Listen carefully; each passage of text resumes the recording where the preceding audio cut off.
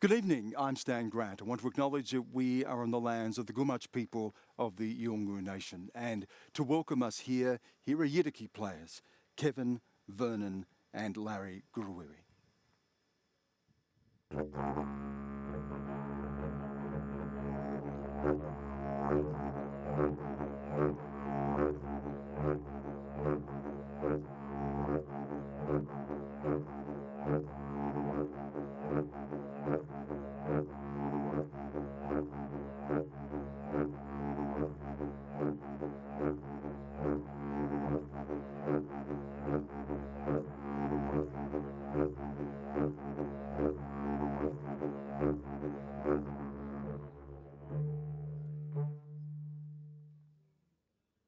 Tonight, the Prime Minister thinks Australia is ready for an Indigenous constitutional voice. Are we? We're at the Garma Festival in northeast Arnhem Land to answer your questions. Welcome to Q&A.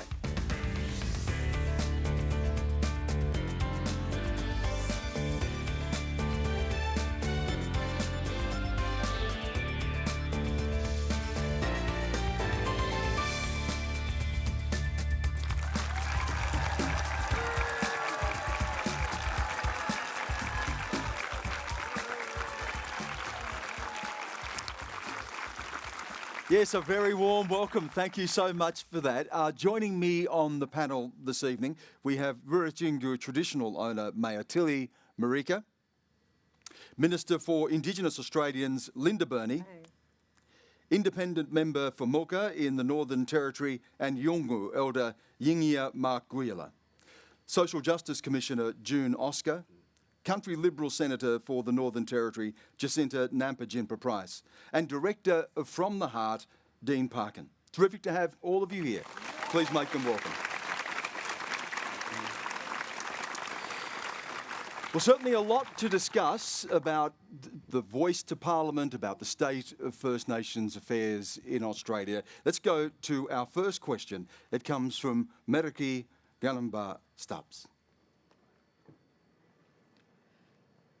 Tuwal nungu daruk, ngana brung local member wo, Mulka ngur, Yiŋiya, Mark Guyula, tuan yura nguna bir,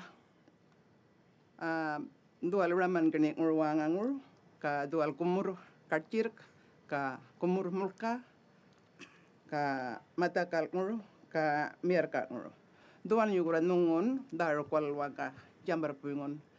Dual ngana burungon me white ngon duaya urawanga bayon ngana burungwan walangwan ngana burungwan daruk yual kun alngo ka dual no question ya as Yolŋu our identity comes from our clan languages.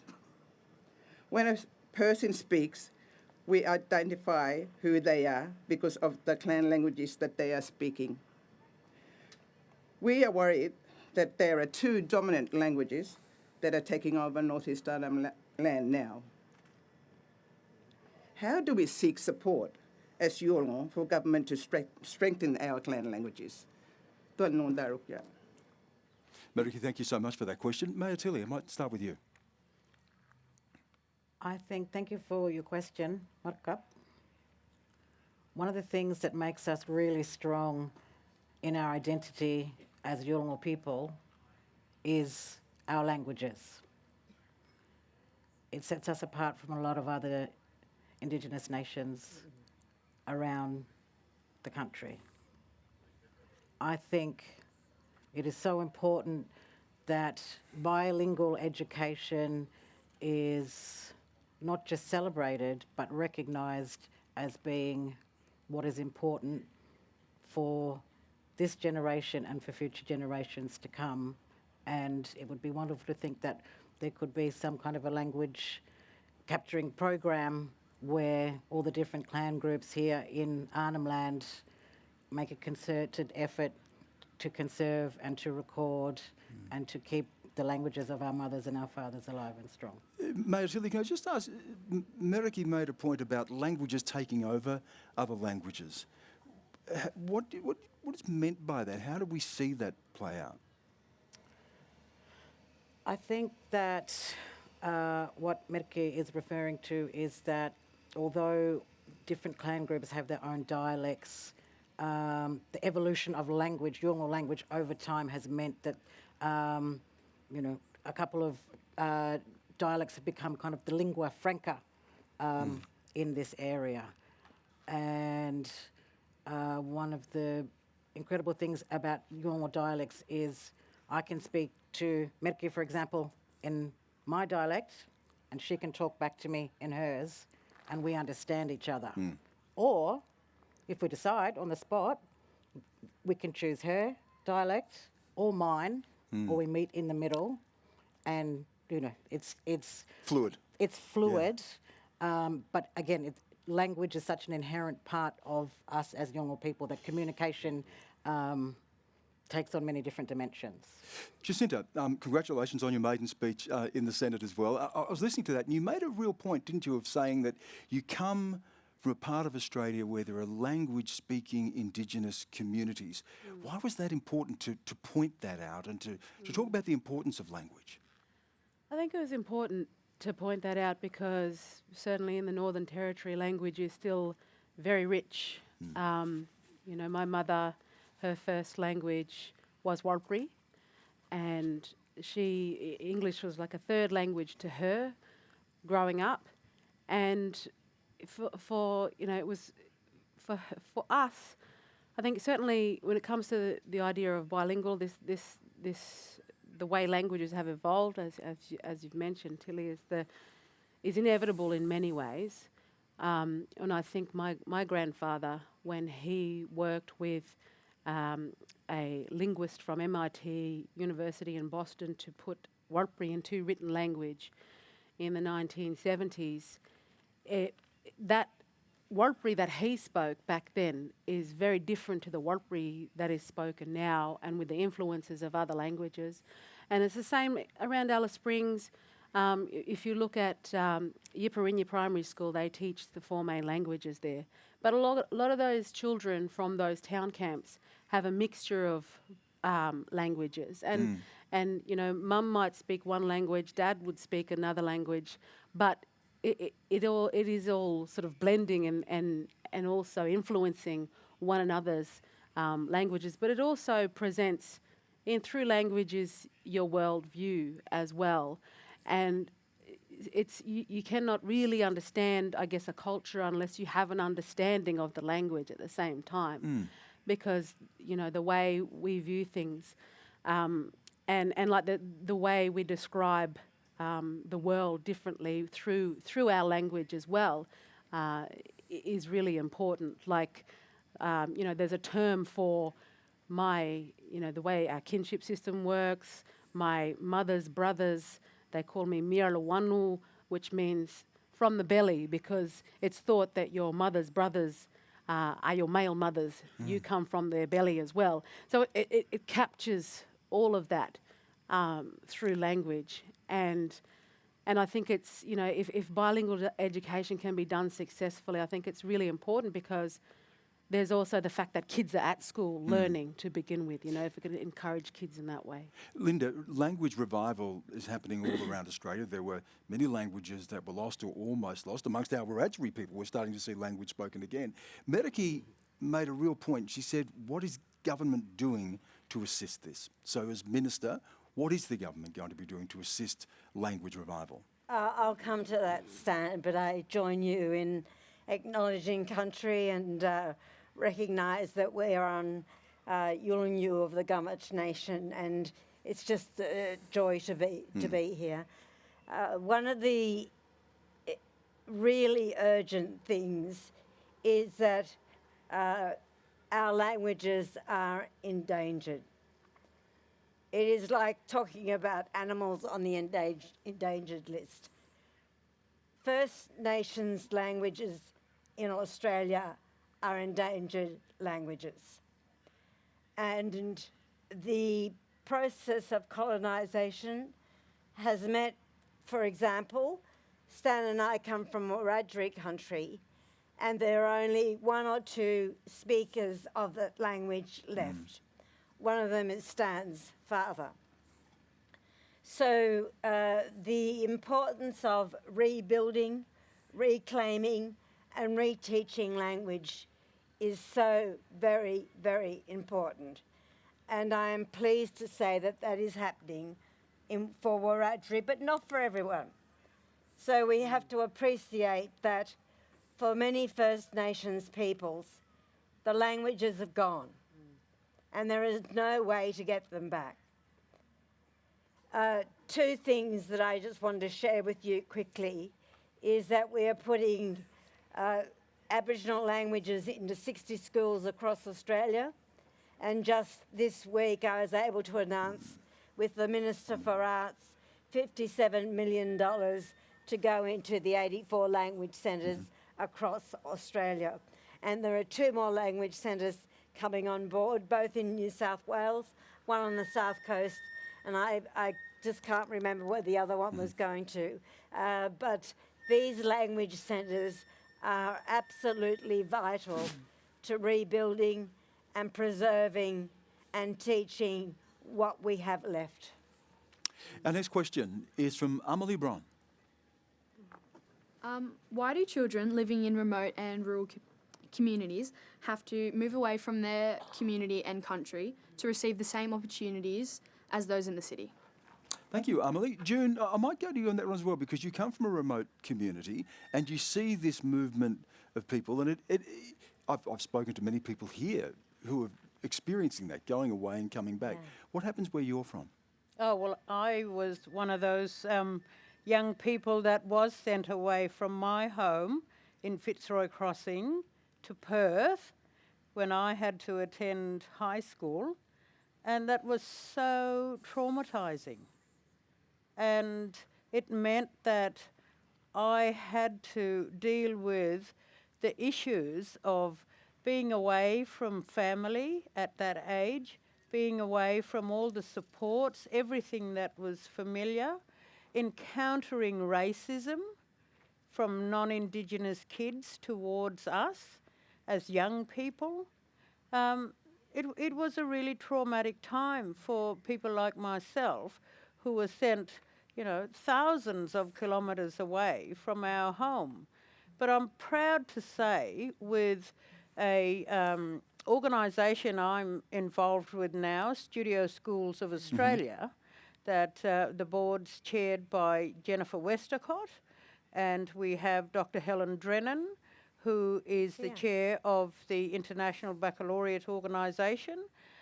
We're working with the Bunuba community in the Kimberley and with several other communities in Northern Australia to create these learning spaces on country where children can learn, they can be at home with everyone, everything that's familiar, but they have access to the best that Western education can offer to complement what it is that children already know from their parents, from their families. They are their first teachers. So we're creating these learning spaces in remote Australia, regional Australia, Northern Australia as a starting point. And I can tell you from Yiramalay Studio School in the Kimberley, we have 90% to 100% attendance rate and success rates at completion. This proves that children do not have to leave home to receive the best high quality standard of education. So they can be at home. Look, parents do send their children away for various other reasons, and those families may have the supports in some of these distant places. But I think what's happening now is that we're seeing a real change that we're leading in delivering a different model to this country where we can really holistically support our children in their learning journey. Amelie, can I go back to you and just say, what's been your experience? You've gone away to the city to study. How have you found it? I personally loved it. It's different for everyone. I go to Pymble Ladies College in Sydney, and it was a great experience. I moved about 3 years ago and I'm still going to school. It was what I needed to fix up my life, I think, and just for more opportunities because, Is it yeah. a hard balancing act, though? Because you do miss home, and then you come back. What about those transitions and being away from home? It's so hard, and it's always hard to be away from your family and just country. So it's hard, but you just have to think it's worth it in the end, really. Yeah. Thanks for that. Yiŋiya, you talk a lot about being in two worlds and living in two worlds, and you went away to study as well. Talk to that idea of being able to live in two worlds. Well, talking about living in two worlds is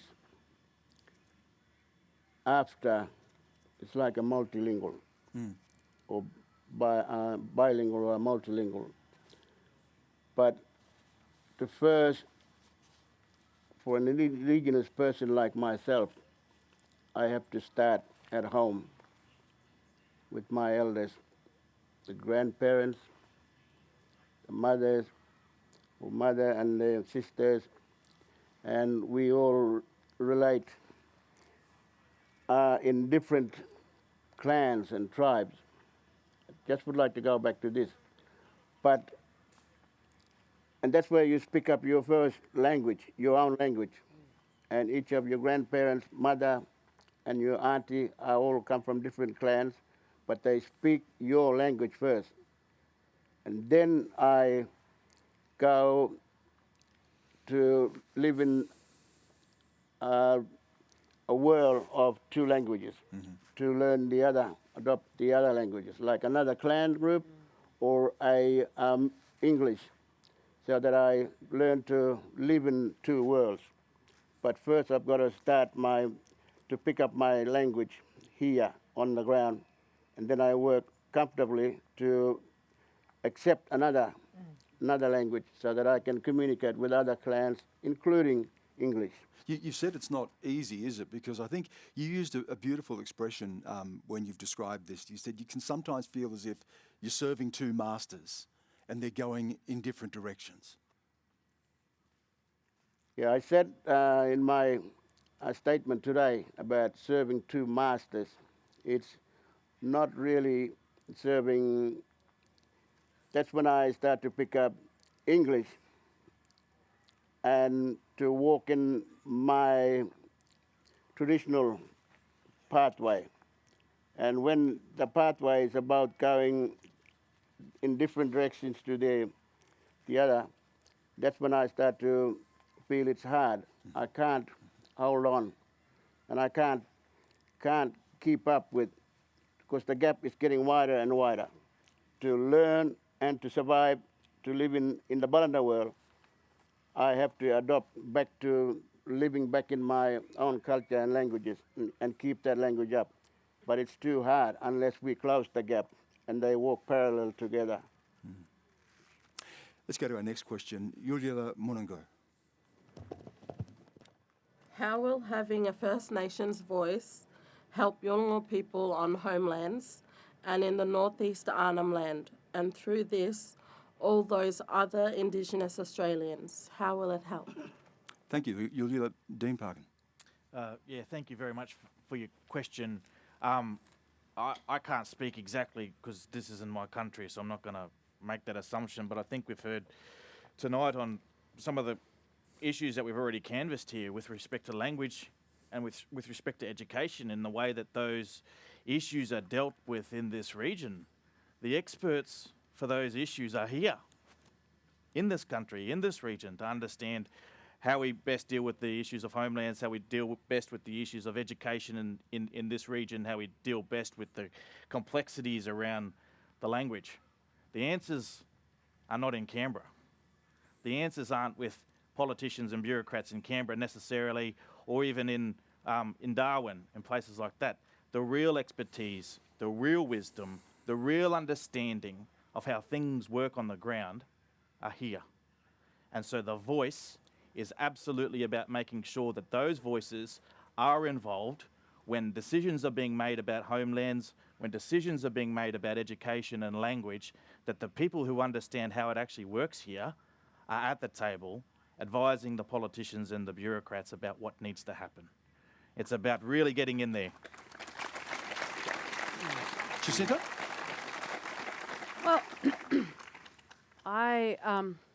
everyone knows my position on this, but Maybe not. I mean, Well, some people have heard a little bit about, but what is your Sure. position?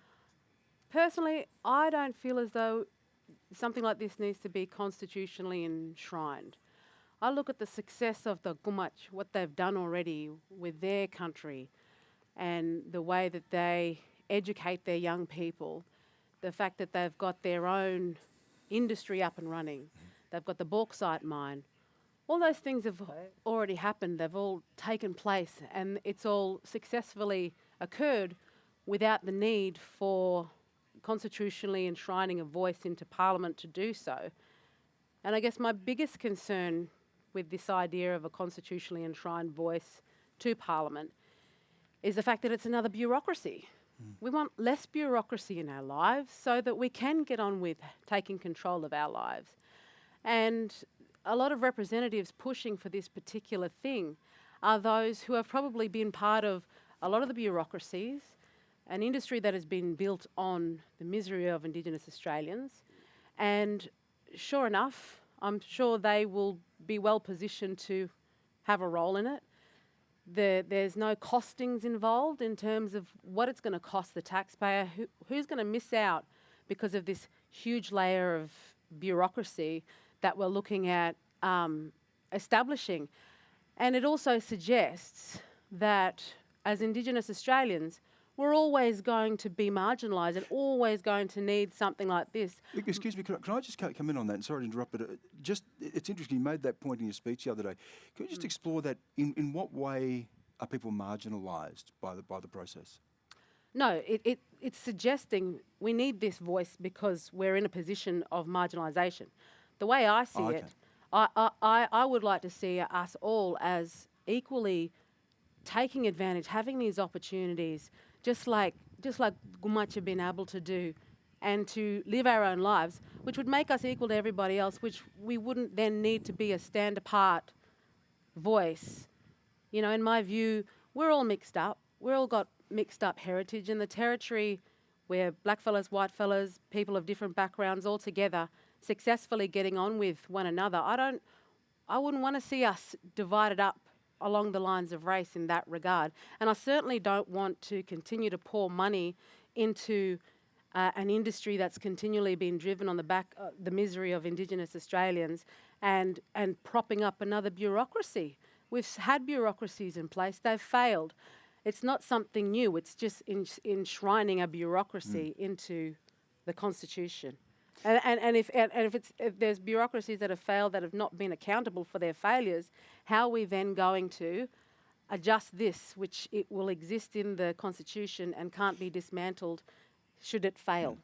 Linda, I know you want to respond to that. Can you just hold that thought for a minute? Because Mayatili, the question was directly about a community like this, and then how can that be replicated elsewhere? And just to go back to the point that Jacinta makes, this is a really successful community. It's a community that is already achieving a lot of those outcomes. Is a voice necessary?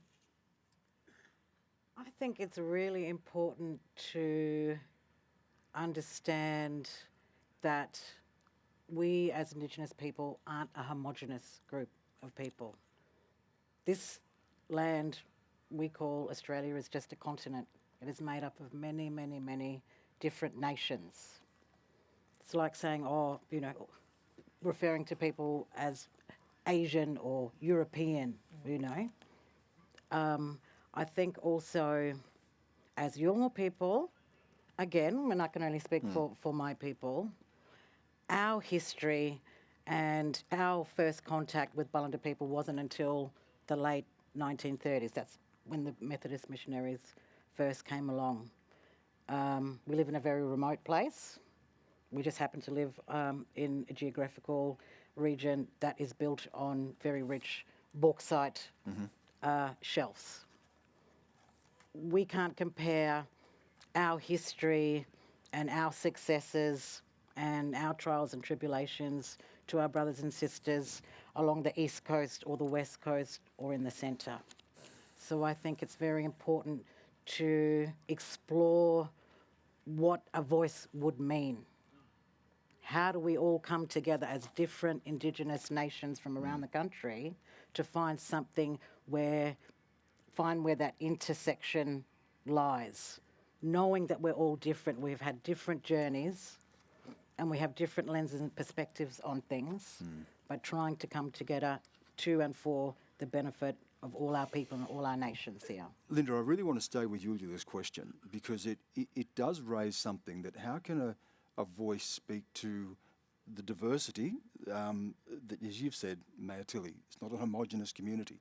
Speak to the diversity and the different experiences and expectations and challenges of Indigenous communities right across the country. Thank you for that. You know, the Prime Minister said today, if not now, when? If not now, when? And when you're enshrining a voice in the Constitution, it means it is permanent. I will not be in the Parliament forever. Jacinta will not be in the Parliament forever. We are elected by everyone, not just by First Nations people. And that's really important.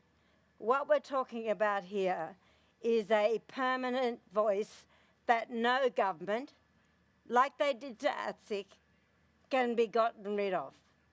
That's why enshrinement is so important. But there was corruption in ATSIC. And when it comes to another bureaucracy, it is going to be a body that we will consult with, you and everyone else, on what it will look like and how it will operate.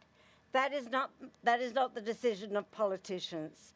This is something for you and the Australian people. Excuse me, Linda. The one thing that the Prime Minister has made very clear is that it will be a decision for politicians as to what the voice, the body looks like, how it is structured, That's correct. What its range of powers and its reach is. So, what does that mean going forward? Can that be changed by governments to come? Yes, what it means going forward, everyone, is that this is not just about symbolism. This is finally our people being able to advise the Parliament on whether or not the Parliament is getting it right. Is it going to address child abuse? Is it going to address women's domestic violence? Is it going to address educational outcomes? Is it going to address the issues that affect our daily lives? And that is so important. That has not been there, and unless we have a voice, then it won't be there. Going forward, so I am listening to the thousands of people and everyone that went to Uluru and their voices on saying we want a voice that is permanent, and we want the Parliament to have the power to design the voice. And that will be done after consultations, Dan. That won't be done out of my head or anyone's head. Could I just ask? That'll be done by talking to people. Thanks. Could I just ask for a show of hands? If people could put their hands up, if they are really, understand the idea of a voice, if it's really clear to people. If it's very clear to you, could you raise your hands? It's about not even half. So a lot of people are unclear still. Yiŋiya, amongst your constituency, how aware are people about what a voice may be? Well, the voice from the centre, or voice from the heart, Yes. as this is going on about is a fairly new, because it's coming from the heart. And it's got something to do with the treaty or the constitution or the recognition that we try to create. But the voice is new in Aboriginal communities. I don't know about the non-Indigenous people about looking at what a voice is from the heart. But boys, this hasn't been properly, Stan, this hasn't been properly consultated in communities. And I know a lot of Indigenous people still try to find out what voice is. Unless you join it with a treaty, then they will understand what we're talking about here. Treaty and the truth-telling. People will only understand because of treaty. They won't understand, even people in communities, simply because there's no proper consultation being going on around communities, in Aboriginal communities and the homelands around here. And that's what I know. Yiŋiya, when you talk about a treaty, I know that you have a phrase that you use, a slogan that you use, and that is to put Yolŋu first, or Yolŋu way first. Does the voice put Yolŋu way first, or would you favour a treaty instead? It will be either. Treaty, the voice will come from Yolŋu, and the Yolŋu way first can be with the voice from the Yolŋu working towards treaty. Our next questioner is Kieran Wong. Kieran? Thank you. Jacinta Price has commented that there are more pressing issues than the statement from the heart. And while there are indeed many issues that need addressing, will she be working to support the referendum? Jacinta? Probably not. I'll be completely honest, and I'll always be honest, because like I said, there are more pressing issues. There are things like the fact that I listened to and spoke to the Yipperinya School in Alice Springs, the commitment that I made to them if I were to get into government would be $8.3 million to build a facility for staff and students' accommodation.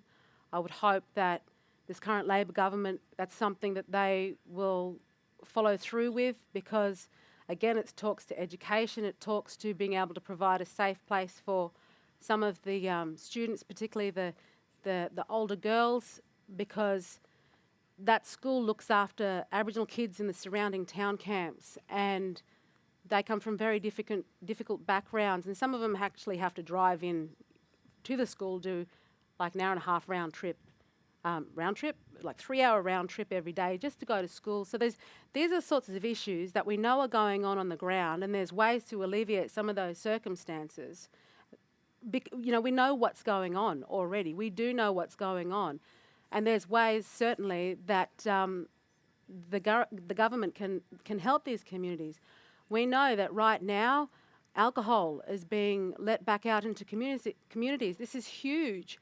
And we know that the voices of the organisations that have been speaking out against allowing for the rivers of grog back in have said, please don't do this. But that's fallen on deaf ears. Like, we were talking about a voice.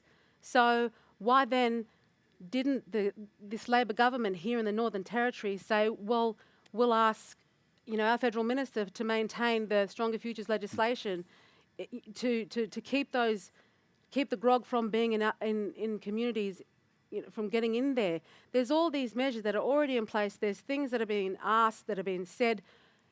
Why can't we just act on them now? Why do we need to wait for a process, for a voice to happen when we already know what's going on? We've had representatives' voices loud and clear on numerous issues. Let's not allow for any government going forward to say, oh, we'll leave it up to the voice to decide on that. No, make the hard calls. Just get the work done. That's what we need to do. So no, I probably won't be supporting a referendum. Linda, I know you want to respond to that, but Kieran, I think, wants to... Do you want to ask a follow-up question to that, Kieran? Well, I just wondered, Jacinta, if you think it's possible for government to do many things at once. Well, they're not doing it now. It's not happening now. What I'm saying is it's not happening now, and these voices have been asking, these organisations have been asking. So clearly the government can't do more than one thing at once. They're waiting on a voice to be established in order to say that they can go ahead and do some things by the looks of it. Linda. Look, politics is easy. It's easy. Doing the work is not so easy. I just wanted to share with you that I've met with the organisations just Tuesday that Jacinta's referring to, and I'll be meeting with them again this Tuesday. I've also met with the Chief Minister today. We have a number of measures in place that we'll be taking forward over the next little while, particularly for Alice Springs.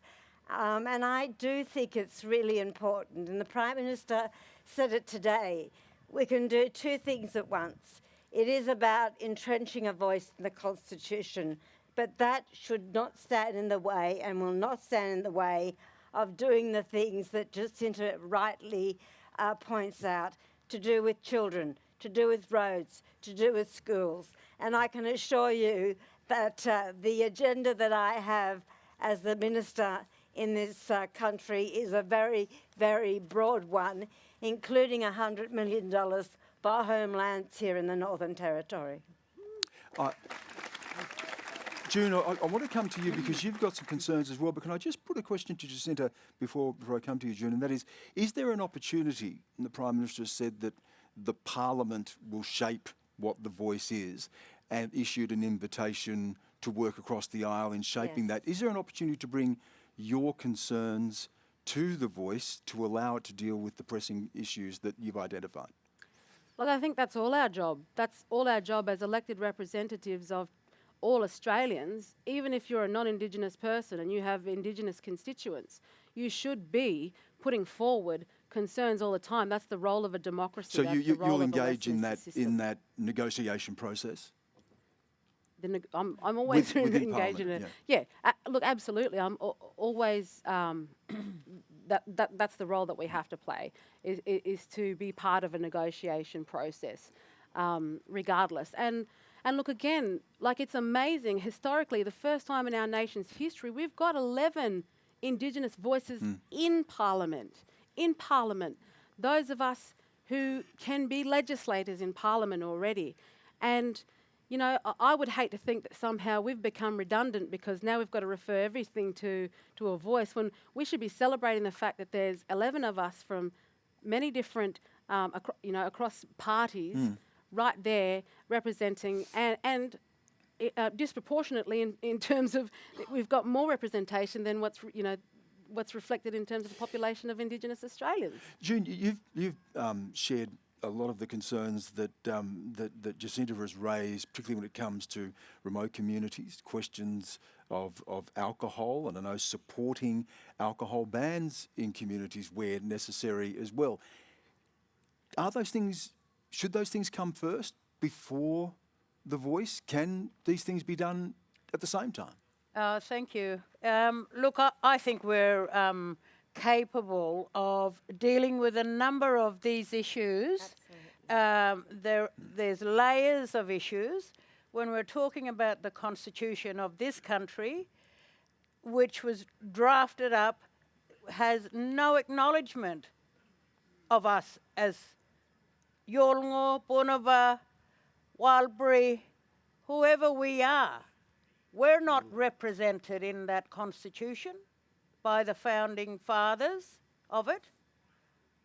And that is what all of our peoples have been advocating to have changed. And then we have a lot of other people, non-Aboriginal, non-Indigenous peoples, supporting that call. So we need to address that. That's business that hasn't been dealt with in this country. But we do know that the Constitution has been changed on different occasions for different other reasons. So I think we can do that as well as deal with some of these issues that are impacting our families and communities in the various places we live in this country. And may I remind people that the institutions, the systems, the policies, and the bureaucracies that have been created by others who think they know our lives better than we have created this mess for us. And these systems are discriminatory. We continue to be dealing with discriminatory policies and institutions. I have been engaging with Aboriginal and Torres Strait Islander women across this country who have spoken to me through the Women's Voices national engagement process, and a report that I've tabled in federal parliament 2 years ago that shares the lived experiences of Aboriginal and Torres Strait Islander women and girls in this country, but they also offer solutions. But the current systems, the policy designers who do not live in that reality are creating decisions to guide government investments in all of these other spaces and not in the spaces where our people are saying, invest in our solutions, we can help to do this. So we desperately need to reform institutions and systems that are in place. We desperately need that. But I know that we're capable of also dealing with the bigger issue around the fact that we had not ceded sovereignty of this country. Right. Our next question comes from Meredy Brown. What if the referendum Labor plans for 2023 on the Indigenous voice to Parliament does not receive bipartisan support? Should Labor press on with the prospect that it might fail, or wait even longer? Dean. Thanks for the question. Rather than speculate about what might happen with the bipartisan support, I think let's just look at what we know now, because that's really important. So what we know now is we've had 15 years of unbroken bipartisanship on the question of recognising Indigenous peoples in the Constitution. That remains today. That bipartisanship remains today. The question has always been, what form should it take? What is the most meaningful form to Aboriginal and Torres Strait Islander peoples? If we're going to do this, if we're going to take the nation to a referendum to recognise Indigenous peoples in the Constitution, what should it look like? What's meaningful to us? And the Uluru Statement from the Heart very clearly, definitively said, we can't just do symbolism. It's got to have an impact on our communities on the ground. It's got to have a practical impact. But Dean, the question that the Prime Minister's outlined doesn't go into that. The question just says, do you want a voice? And Parliament will decide the detail. How can you be sure that it's going to meet the intent of the Uluru Statement from the Heart? I'll finish the rest of my question. I'll come back to that, Stan. So what our mob said is we've got to have a voice. As we've talked about here, as June just very eloquently said, and I'm not going to repeat that because she nailed it, in terms of the need for the voice to make sure that the institutions that are set up in the name of dealing with Indigenous issues, spending money in the name of Indigenous peoples and affairs and communities, are actually doing the right thing and are informed by the voices of our people on the ground. So that's the first thing. So that question of recognition is still there. The bipartisanship is still there. Mob have said it's got to be through a voice, and it's the only practical way that we can meaningfully recognise Indigenous peoples in the Constitution. And so I think that's the important thing there. That recognition, that bipartisanship still sits there. The opposition leader Peter Dutton, in coming in and taking over the opposition leader role, very clearly said at the beginning that he's open to the question, and that he's obviously waiting on the government to progress this issue forward. The other thing that is a very positive sign was the appointment of Julian Leeser as the Shadow Indigenous Affairs Minister. Julian has had a lot of experience on this issue, understands it inside and out, worked with Senator Patrick Dodson, so knows how to work across the aisle on this question in being the co-chair of the Joint Select Committee back in 2018. So the points are there. The data points are there so far to say that there is an opportunity to create bipartisanship, and I really actually hope that give this some time and not shut it down just yet. Give us the opportunity. Jacinta sitting next to you. Yeah, no, and I mean that in good faith. Yeah. I mean that in good faith, in the sense of we haven't seen the full detail to emerge yet.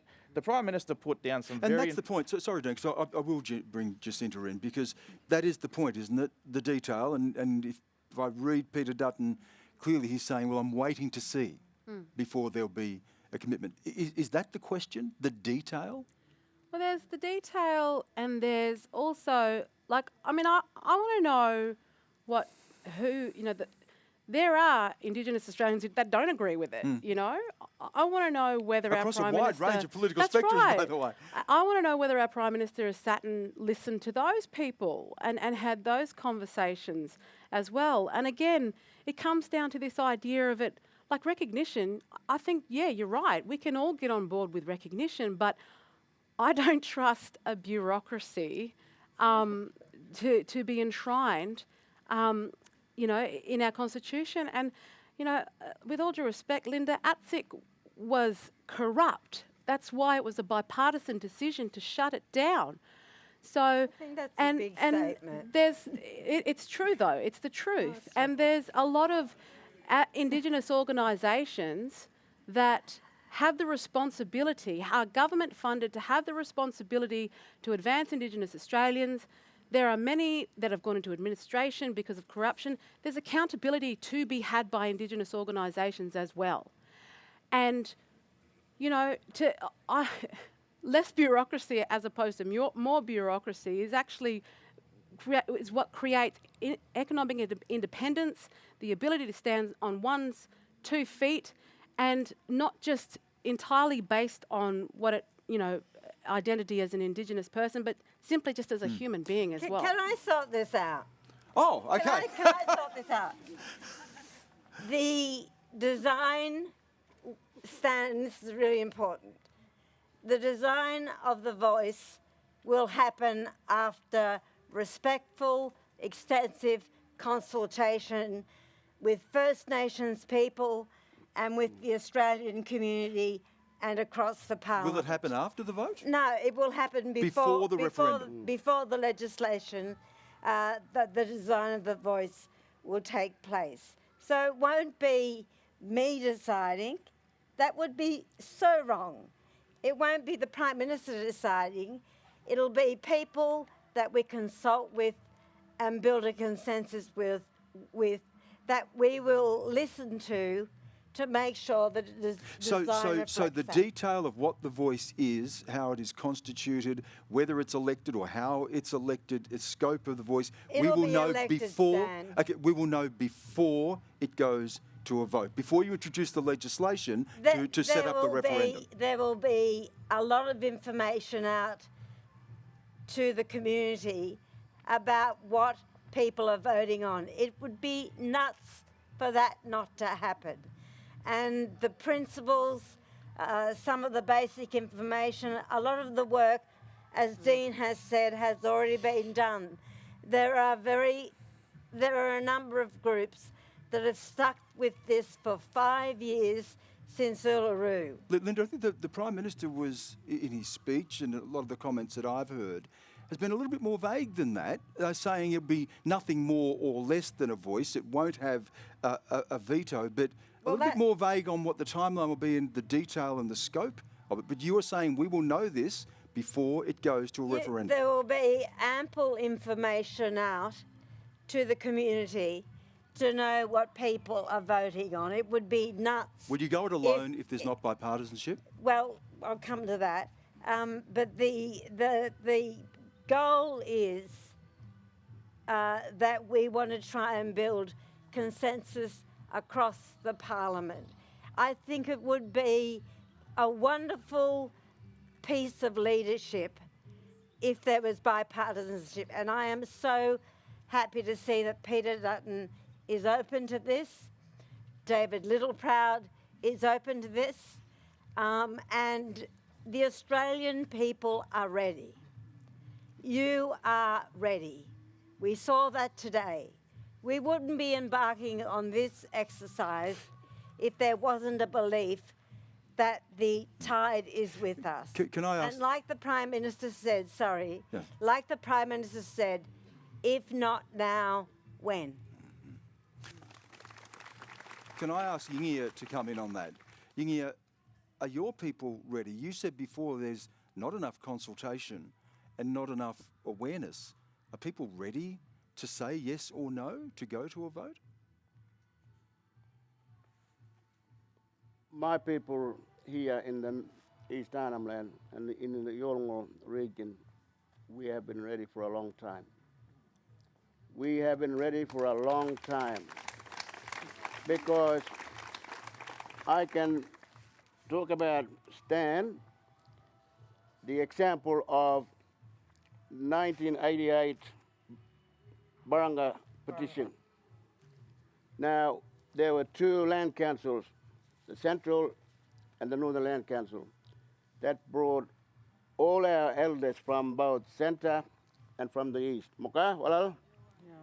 They all came and were there. We were prepared. We were ready for the recognition of Indigenous culture, of our Indigenous identity to go. We were all ready, but the government wasn't ready. All there was promises about there will be treaty. There will be a treaty. And that echoes all the way along and nothing ever happened. How much trust is there? You were there when Bob Hawke promised there would be a treaty. And as you've said, and as Yothu Yindi said, promises can disappear like writing in the sand. Yeah. How much trust is there? Well, at that time, it was a new promise that we got. There will be treaty, and everybody was happy. But as time went on, we waited and waited and waited. And now it became like a writing in the sand. And we're still waiting for promises. We're still waiting for there will be treaty. There will be treaty. And now it's getting complicated, being divided into different areas. Of course, that's okay. But I'm sure, and I know very well about people in Eastern Arnhem Land, our people, we had treaties before. And we are ready for this one. If that referendum was called, now we would be gathering our people and we would go for it. Go for it as soon as we could. Our next question comes from Elizabeth Ganyagopa. Hello. You, due to the culturally appropriate approach, this question is to Mr. Guyula, but I'm going to talk to him through you. Stan. Numukuring gunaraw, Mario Garinaraw, Jayolil. Naltian limurto, Tarangan Yolŋu Jalkrikur, Marika court system yo, Rome do, Tarangan, ka Rambangira, Tukarna, Maram Gajama. Elizabeth, thank you. In English, it says, how can we recognize traditional law structures in judicial systems to reduce Indigenous incarceration? Thank you, Elizabeth. Yiŋiya, I think that was directed to you. Thank you. I have been calling for peacekeepers. I have been calling for senior elders and leaders to work with policing, with Baranda law and order, and Yolŋu law and order working together, so that when Yolŋu peacekeepers break up a court system, not a court system, but not breaking it up, but working together, solving issues, we know how we can solve this. We can, instead of sending people into prison, while they wait on remand for courts and stuff, we will take them onto country. The leaders will take them onto country, peace leaders. We have been doing that. Our people have done this for many, many thousands of years to keep peace and in order in the country. And talking about the seriousness of a crime that happened, our law has dealt with more serious crimes, including deaths and stuff, through justice of, like through the Makarata system. And we have solved it. But now it's complicated when Balanda and Yolŋu law systems don't agree with one another or argue with one another, it gets complicated. And we have been being manipulated and overtaken by most of our offenders end up in prisons and in being incarcerated unless we work together. Peacekeepers, Yolŋu senior elders and leaders working closely with police, community policing with Aboriginal leaders, and peacekeepers working together. Mayatili. Firstly, thank you, question Go. I completely agree with Marika here that diversionary programs that are culturally appropriate in, for example, the Yolŋu context is definitely something that is an important space to build on. But I think parallel to that, what we all need to recognise and understand that needs to be changed is the mandatory sentencing laws here in the Northern Territory.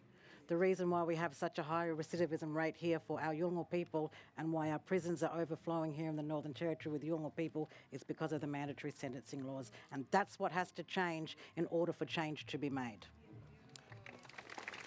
June, I want to come to you on this, and because as Social Justice Commissioner, and we can talk about incarceration rates and look at the Royal Commission into black deaths in custody, but can I just get a response to you, Jacinta, just to what Mayatili said about mandatory sentencing in the Northern Territory?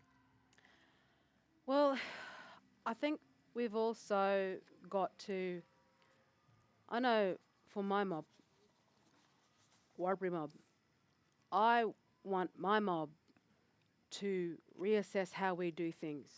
I don't think we should apply payback anymore, which involves violence, because that certainly exacerbates things. That lends itself to further incarceration. The number one reason why we are incarcerated at such high rates is because of interpersonal violence. And that, if we can reduce violence, we can reduce rates of incarceration. For me, that is a huge priority. It speaks to the issue of family violence. It speaks to the issues of our children growing up in those environments. It speaks to us making decisions also in terms of the way we do things in traditional terms that might lend itself to exacerbating the problem as well. Is there a role for traditional law in alternatives to sentencing that can still deal with the issues that you've identified, violence and breakdown in community, that can still deal with those issues but provide alternatives to incarceration? I guess if it's done properly, because you don't want to provide the opportunity for that to be a way to escape responsibility either. But I mean, look, it's difficult. It's a difficult path to follow, because there are people living their traditional culture, there are very heavy cultural responsibilities on individuals. And it is that balance of understanding, well, where does it step over the line and actually become a human rights issue within our own culture, that we might be denying human rights as well to our own people? June, we know something sadly is not working when you have 3% of the population that are more than a third of the prison population. And in the Northern Territory, correct me if I'm wrong, but I think the juvenile detention is almost 100%. It's you look at those sort of frightful numbers. We had a Royal Commission. There were recommendations. We've seen increases. So where is the breakdown? And to go to the point of the question, what role does customary law, if any, have in being able to deal with that and provide alternatives. Thank you. And it's a very important question because this issue impacts many of our families right across the country. This has triggered a number of things for me in what Nampijinpa and other speakers have mentioned, but to try and sew it all together, yes, we do have our customary law frameworks that really outlines in our culture, in our places right across this country, what our roles and responsibilities are to nurture and grow children safely. And there are many communities that are still observing our customary law, our cultural ways of creating these positive pathways for our children. And when I think about customary law and that framework, I don't just think about the punitive side that Nampijinpa mentioned around the spearing. We know there's that side to it. But we're talking about alternative pathways to caring and protecting children. And I know, as well as Yolŋu from this northeastern Arnhem Land, that our frameworks are there, that they are nurturing, that they are protective. But this other system that has come over and on top of Aboriginal and Torres Strait Islander people does not recognise that we have those frameworks in place, that we are capable of nurturing and protecting our children, that we can offer these alternative pathways. They've been called alternative pathways. These pathways have been there from the beginning of time for us. But it is because we are now living in this reality where through colonisation we have had the imposition of somebody else's law and through their institutions that says this is how we must deal with these people, and that's including our children.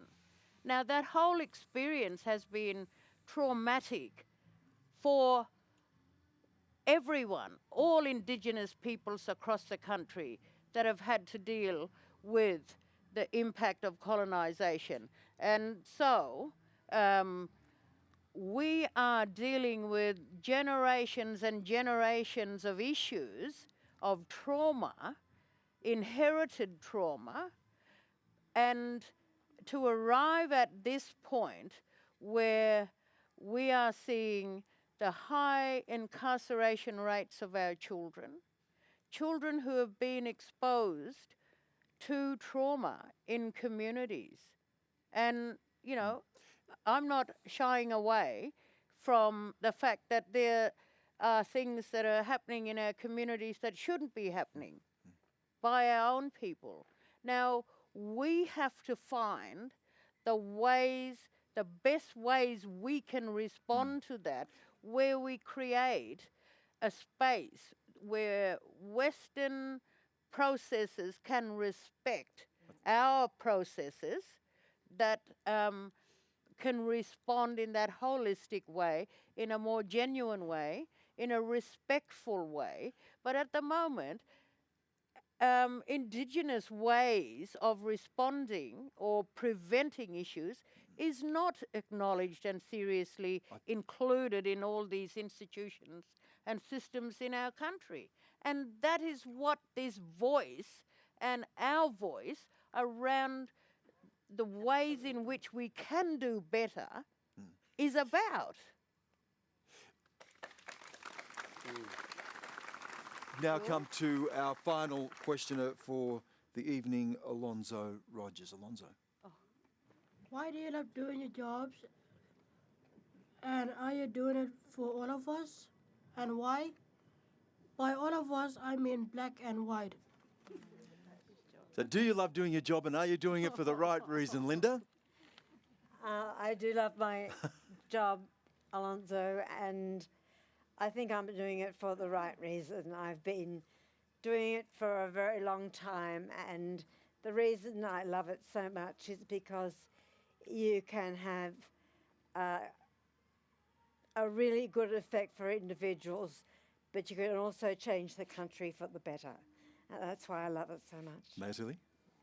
Education is the key to all our futures, and sustaining, celebrating and continuing our identity as Yolŋu people, our language, our song, our dance, our art, our religion, our being is such an important thing, and I love what I do, and I do it for my family and my community and for everybody. Yiŋiya, do you love being a politician, Yiŋiya? No, I don't. But you do it anyway. I do it simply because I see there is a big impact upon our people, the Indigenous people. This is where we are talking about treaty. This is where we are talking about voice, how we can call so that we can walk together, the two worlds, and we need to have that. I have left home and to stand in the parliament here so that there is justice for all people, that we live in the world together and walk the pathways together. Jacinta, you haven't been in Parliament long enough to say you hate it yet, so I assume you love it at this stage at least. Oh, it's very intense right now, but thank you, Alonso. It's young'uns like you that I have at my heart that make me want to do what I do. You know, you're my inspiration, you young ones. And yes, for everyone, for black fellas, white fellas, everybody, you know, because that's my family too. You know, my baby spirit comes from Melville Island. I've got Yirika Bay, crocodile, but my family from Yundamu, I've got Ngapa Jukurpa Rain and Warlu Jukurpa. And, you know, as I mentioned in my speech, that my mob and old Aranda elders and Warlpiri elders taught me that if you are born here in this country, your baby spirit came from the earth and into your mum's belly. You know, you have the spiritual essence too, no matter what your background, white fella, black fella, everybody. And that's what I love about coming from the Northern Territory, because I think we do it really beautifully. And that's what inspires me to do what I do, to make everyone's lives better together and make all of us feel proud to be part of this country together. Thank you, Alonso. Auntie Jim, why do you do what you do? Oh, well, Alonso and Oh, I you're come getting a lecture, Alonso. we come from the same community, and we visit each other. Alonso, when my old people grew me up, and Mum always said to me, this is what you must do. You must be one euro. You must be giving.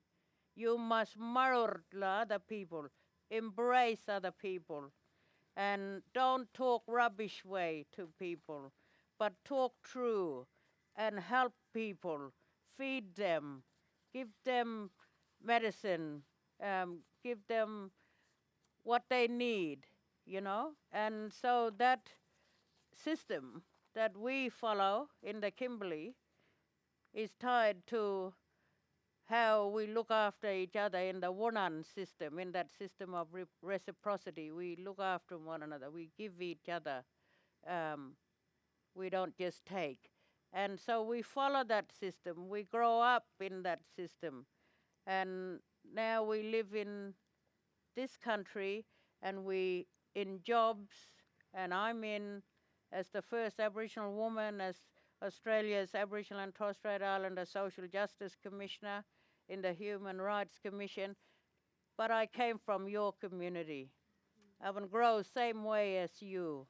And I want other Aboriginal and Torres Strait Islander young people to say, oh, she come from community and she's sitting in the Australian Human Rights Commission. If she can do it, I can do it too. That's what I want you to know. We can say that about everyone on our panel tonight, Dean. Brother Alonzo, thank you so much for that question. And I can only speak for myself and the work that we do. It's important that we ask ourselves that as we move through. The short answer is yes, I absolutely love what I do. I love being involved in this campaign for a voice to Parliament that's enshrined in the Constitution. And there's two reasons why. I had the great privilege of being able to listen to our mob in the lead up to the Uluru Statement from the Heart. I had the great privilege of watching our people wrestle with the difficult issues, have the differences of opinion, and work together to achieve something. And so when I think about the tough times sometimes in the work that we do, I think about those mob and what they gave. I think about what they gave to each other. I think what they gave to our mob and what they gave to the nation. Because it would have been really easy for our mob to talk about all the really just the bad stuff that happened in our country and the history and everything like that. But that's not what happened. They said, when we get this right, we're going to think better about ourselves as a nation. So I was absolutely inspired to my heart about the generosity of what our people rose to on that occasion to get to that point. And the other side of it has been the 5 years since that process, the opportunity to talk to thousands of Australians. And the things that's sticking out to me is the enormous amount of goodwill there is in the Australian people for this change. The Prime Minister spoke to that today. The interesting thing about what he spoke about today, when he talked about the words, he talked about the question, he wasn't talking to the commentators or the media people or the other politicians. He was talking to all the Australians because he knows the goodwill is there. And so I love this because I know it's going to be challenging. I know there are going to be challenges in front of us, but with the generosity and the vision of our people and the goodwill of the Australian people, we're going to get there. So thank you, brother. Alonzo, you can have this chair one day. I want to see you on this panel. Listen, it's been a terrific program and a really good conversation. That's all we have for the program tonight. I want to thank our panel again, Mayatili, Marika, Linda Burney, Yiŋiya, Guyula, June Oscar, Jacinta Nampijinpa Price, and Dean Parkin. Please thank them. Thank you so much. Thanks to all of you for making this a really special program. Thanks to all of you for your fantastic questions as well. On Thursday, I'm going to be in Melbourne. We're going to be looking at climate change, the government's targets, whether they can get that through without compromise. You don't have to answer that, Linda, right now. Not your portfolio. And what is the future going to look like for all of us as well? Joining me on that panel will be CSIRO Chief Larry Marshall, Assistant Minister for Climate Change Jenny McAllister, Green Senator Sarah Hanson-Young, and disability advocate Hannah Davini. Now, one of the defining features of Garma, and you may have been able to listen in the background, there's music sort of swirling around as we've been talking, is to listen to the many talented musicians who feature throughout the festival. And we're going to leave you tonight with a very special performance from Maisha. Here she is with Twisting Words. Thanks for watching.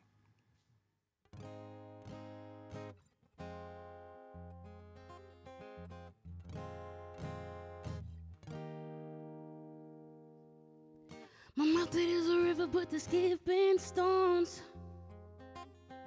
It'll freeze come the winter, but you'll think I've choked. Shatter all the ashes trying to keep me broke. You break up all the truth only to leave no hope. Tell me why you keep me running out. Till you're thirsty, ain't nothing now. Tell me why you keep me running out until it's time to let it go. No, your ocean ain't gonna hold me. When you don't try to be still for the time to seek out my story. I wonder after all that you've told me, when was the last time your lips were baptized in sorry? I have become the silence for too many times. If my mouth is a river, words became the tide. I'm pushing up the stream, my tongue is fighting wild. Finding out the power that is in this spine. No one can make me something else, and that I cannot make me myself. No one can make me something else. I can't make myself in my mind. No, your ocean ain't gonna hold me. When you don't try to be still for the time to seek out my story. I wonder after all that you've told me, when was the last time your lips were baptized in sorry? Da-da-da-da. Da-da-da. Yeah. Yeah, yeah, yeah. Ooh. Na-na-na.